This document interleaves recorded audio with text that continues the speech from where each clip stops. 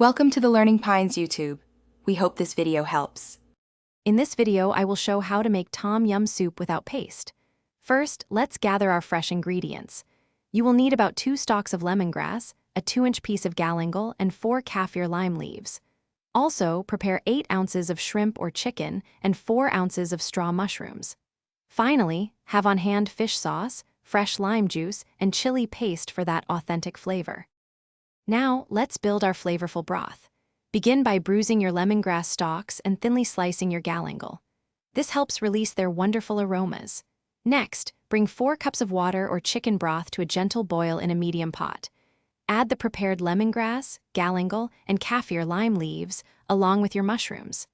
Let this simmer for about 5 minutes to infuse the broth with deep, aromatic flavors. It is time to add your protein and perfect the seasoning.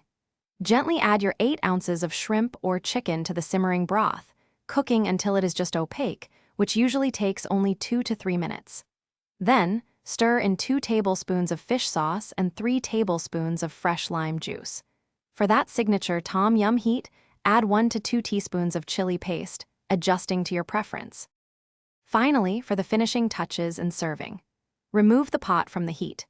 Garnish your delicious soup with a generous sprinkle of fresh cilantro, and if you like extra heat, a few sliced bird's eye chilies. Before serving, taste and adjust the seasonings.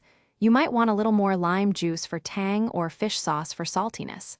Serve your homemade tom yum soup immediately and enjoy this authentic, easy-to-make dish. Thanks for watching. Consider subscribing if we helped you.